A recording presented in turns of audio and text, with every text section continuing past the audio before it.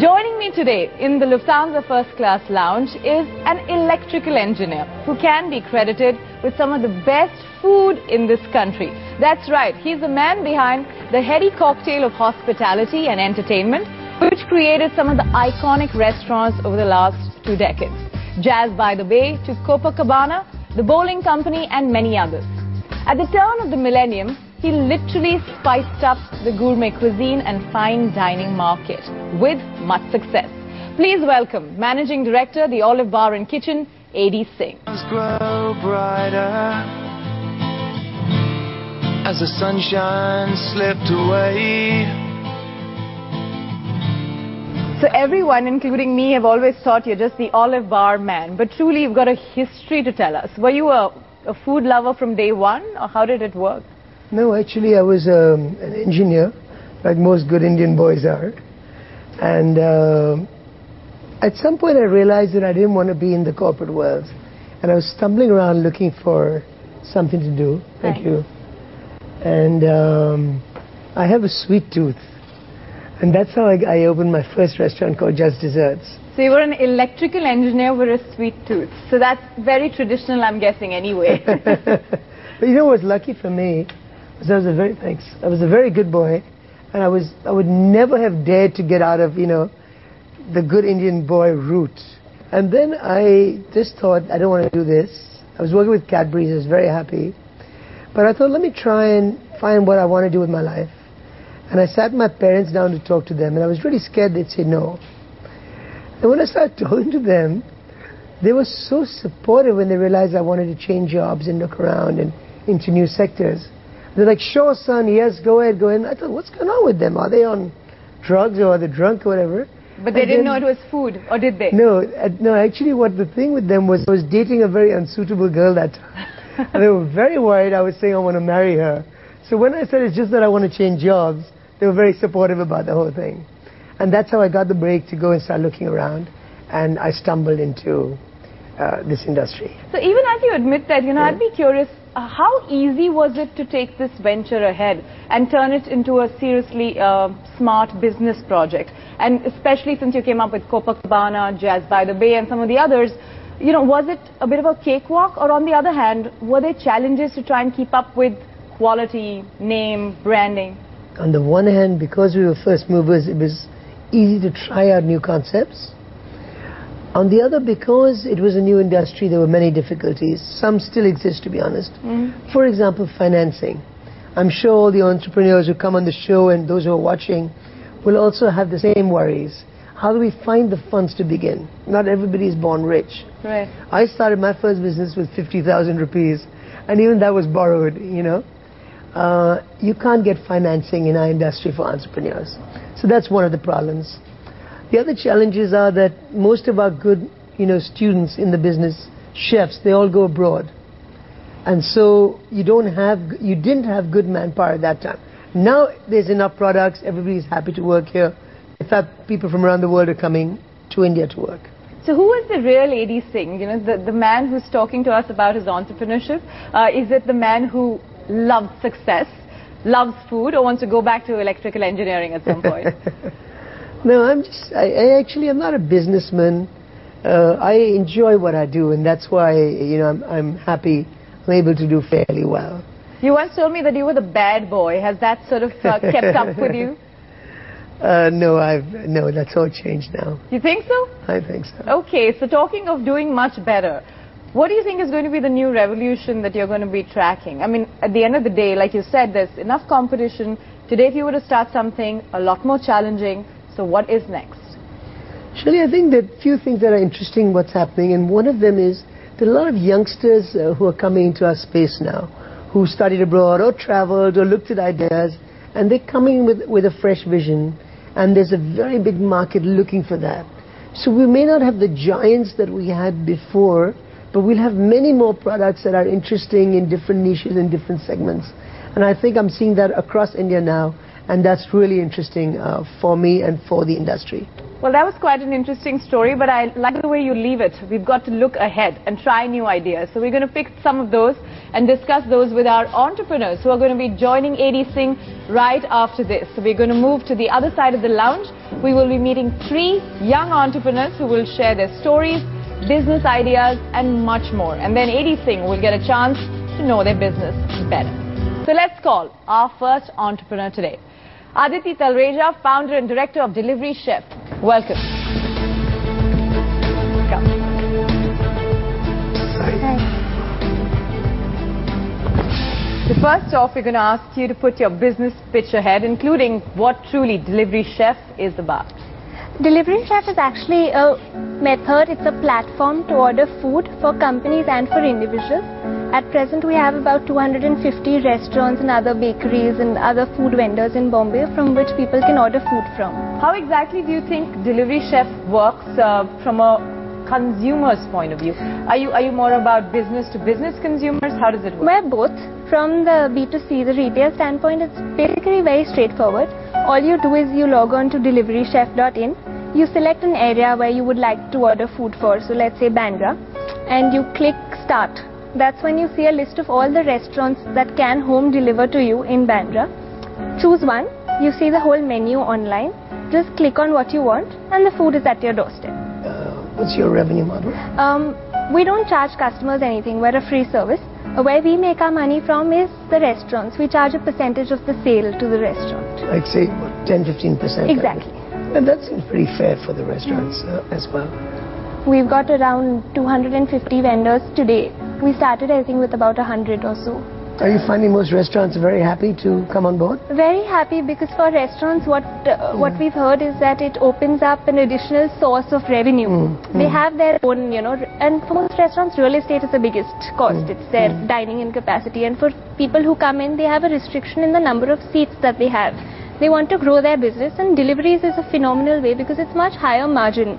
There's no labor, there's no rental that's involved. It's just the additional cost of food and delivery for a restaurant. Okay, good, Aditi. Thanks very much. We'll catch up with you later in the show. Sure. Thank you. Okay, let's then bring our next entrepreneur. Chiranjeev Lalani, the gentleman from Pune with Cartridge Express.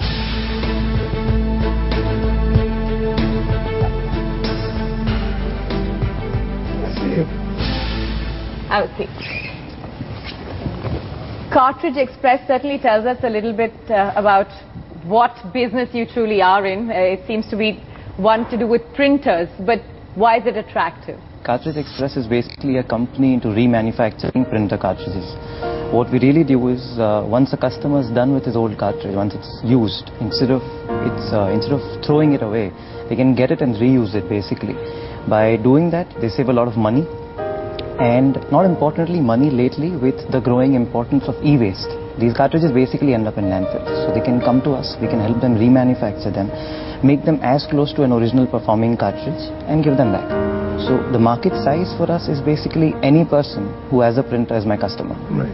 We are incidentally the only company in India which is STMC certified. It's an organization in the US which certifies you basically that the output of the cartridge in terms of not only the quality but the quantity as well will be as good as an original. We want to create a niche brand for us where people can count on the brand and we don't want to get in the franchise model as such, because then this particular area is a lot of technical expertise. It's not just the technology, it's not the machines that we've imported, it's the technical know-how that we have that separates us from the others. So we want to hold on to that and not just keep distributing and then lose the brand name.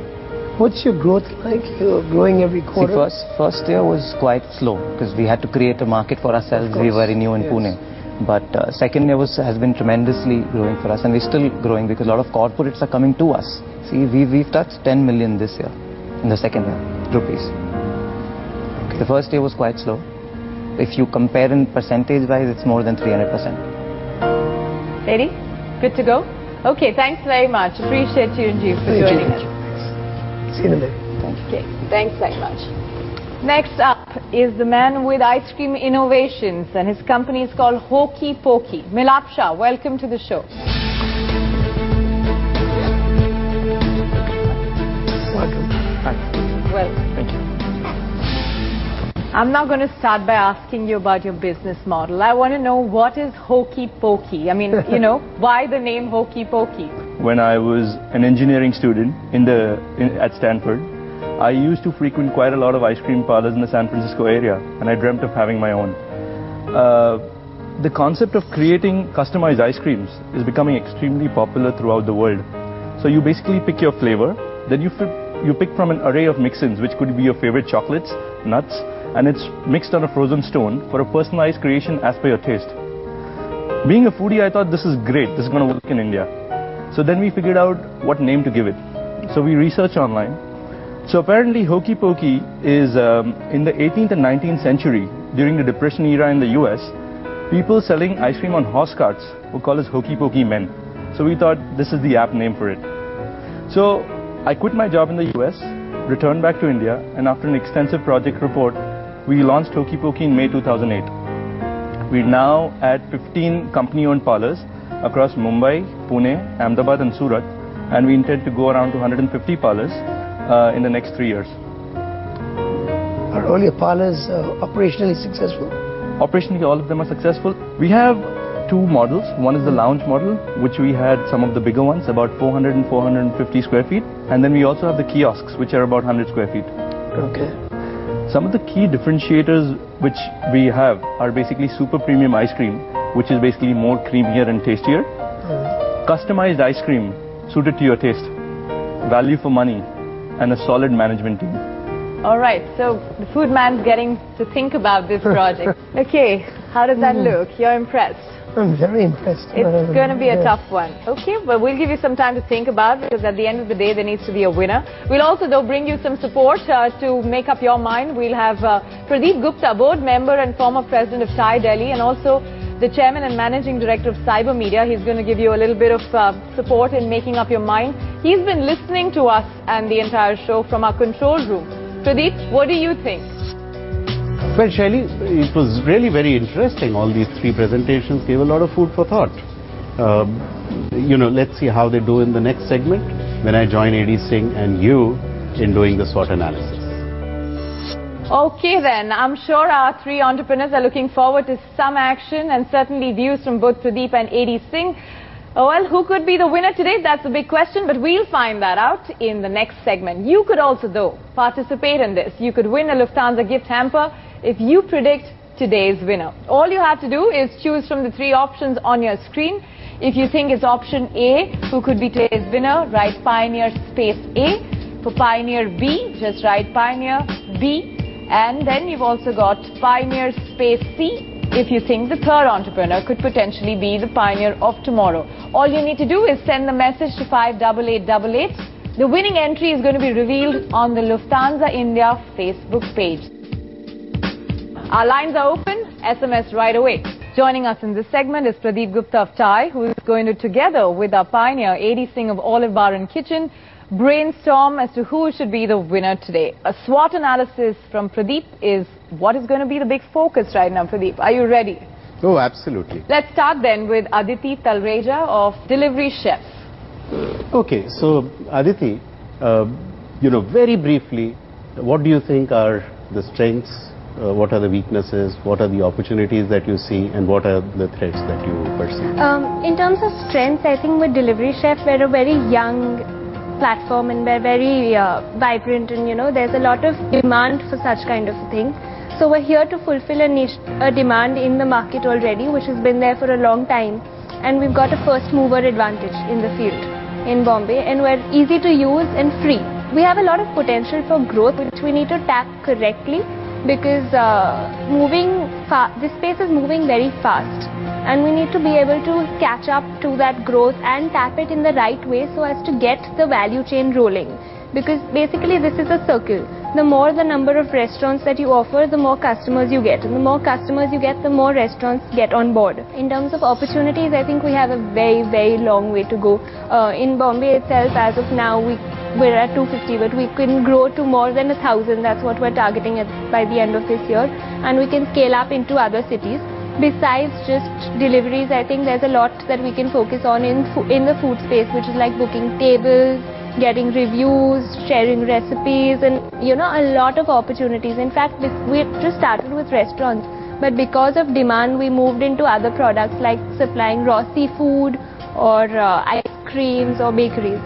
In terms of threats, I think there's a lot of software issues that could come up in the future, but that's why you work with a very strong technology team to make sure your software is easy to use, it's able to process and handle many orders at any point in time seamlessly, and transmit it to the vendors in the appropriate manner, as well as be available on mobile. So okay, that's cool. So we've got a swap there for Aditi Talreja. Next up is Chiranjeev Lalani. What is going to be the big tough question? So Chiranjeev, the business that you are in, a significant amount of revenue in that particular business is what drives companies which are the printer manufacturers. Okay, so do you see any kind of a move from these manufacturers in trying to scuttle this sort of a business? See, the bigger danger for them more than us are the Chinese compatible cartridges. They are much cheaper and they don't run. It's basically a landfill waste. So we are in fact happy. We basically, because of the OEMs, we are in business. If the original cartridge is out of the market, we have no cartridges to remanufacture. Okay, so you don't consider that as a Not threat. at all, not at all. What about the opportunity? Where do you think the biggest opportunity for Opportunity you is huge. Every person who has a printer is my customer. Okay, and the strengths and the weaknesses part of... See, strengths, as I mentioned earlier, we are technologically very sound. The technology that we have, and we started in this organized market. So we are the pioneers, so we have that advantage. So people look up to us who joined the industry to see what benchmarks we've set. See, technology in terms of machinery, yes, technology can be bought. Right. But the expertise and the ingredients, the know-how that we have, that cannot be bought basically. Yes, you can learn, but we are way ahead in the field once you start learning now. In terms of the weaknesses, what is the sort of a The biggest thing that you would like to work weakness we have, upon? sir, is lack of awareness. People are not aware that there is an organized market as well. They go to their neighborhood store, get it done, not happy, and basically I'm not going to refill my cartridges anymore. I come back, there's ink inside the printer and my printer is damaged. I lose 3,000 rupees for 50 rupees. So I'm never going to refill my cartridge again. That's it. That's the end of the story. Okay, our next entrepreneur getting ready for his SWAT is Milap Shah of Hokey Pokey. Okay, so Milap, again, just walk us through the SWOT. The main strengths which we have, like I said, we do our own manufacturing. So quality control is a strict, we do super premium ice cream, so we can control that thing. Second big advantage is a great team we put in place over time. That's a huge boon. And lastly, we are value for money. Weaknesses? Weaknesses, like I was saying, real estate is the primary weakness in order to scale. Malls have now started doing revenue sharing. No longer. I've signed up with Phoenix. We are opening 4 different stores with all the new Phoenixes coming up. None is a single rental. Everything is revenue share. So that's a key thing taken care of. As far as opportunity is concerned, I think opportunities are there in every second tier, third tier city. Metros have a lot of options for people. But when it's the actual business, when you go, we have options in Surat and Ahmedabad. People there are crazy over the ice cream. So their options are limited, and you would definitely get much more customers in B and C town. So those are the opportunities. As far as threats are concerned, I think any organized player coming in a big way with this concept could be a threat. But I think we've been there, and we're doing a lot of marketing via means of social media and other means to establish ourselves, which I guess would keep us ahead in the game. Okay, we've got the SWOT going out there. Certainly it should give you a little more idea of framing the thinking on who could potentially be the winner. So which is why I'm going to actually bring in what is an ideal way to do it, which is the Pioneering Spirit dashboard. I'm going to hand the two of you these cards, which have all the parameters on it, and you both need to look at how you're going to score for these 3 entrepreneurs. For the sake of our viewers as well, we'd like you to know what the Pioneering Spirit dashboard is. It's got 5 key parameters, all of which are marked on a score of 20. So let me run you through these parameters as we speak. Market opportunity, quality of solution or innovation, scalability of the business models discussed, the team and how the team is expanding, and unique selling point or USP.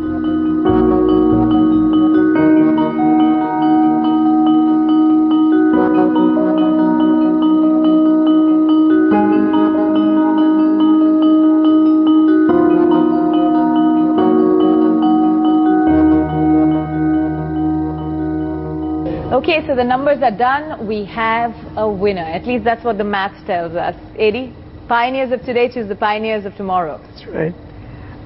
Pradeep and I created them, and we were very impressed with them as follows. Chiranjeev, 69 on 100. Milap Shah, 84 on 100. And Aditi, 75 on 100. The entrepreneur that we'd like to recognize today will be Milap Shah of Hokey Pokey. Okay, ice cream innovator. Thank you very much. At this moment, I am going to be calling Nicole Mies, who is the General Manager Marketing and Consumer Loyalty of Asia Pacific at Lufthansa German Airlines. She's going to be here to give the winner the prize. And that is a Lufthansa business class ticket. Congratulations. To your dream destination. It was really great having you on our show. And on behalf of Lufthansa, I'm very happy to present you this Lufthansa business class ticket to your favorite European destination. I wish you all the best and also for your future business. Thank you. That's right. But we've also got a special personalized aircraft model for our pioneer here. Nicole? It was an honor to have you on the show today, and I would like to present as a small token of our appreciation and all the best for all your future endeavors. Thank you. Thanks, Nicole, for coming in. But the battle is not yet over. There is a chance to qualify for the finals, even for this winner at the moment, if he makes it to the top 3 in what we call the leaderboard.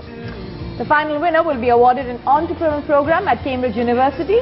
And of course, there's plenty more lined up for them as they take their entrepreneurial journey ahead. Thank you everyone for joining us here on the show, and the very best ahead. But that's a wrap on this episode only. On Pioneering Spirit, a product of Lufthansa, there's plenty more that you can do. You could come up with your feedback on the Lufthansa India Facebook page. We'll see you again same time next week. Till then, goodbye and keep your dreams alive. Thanks.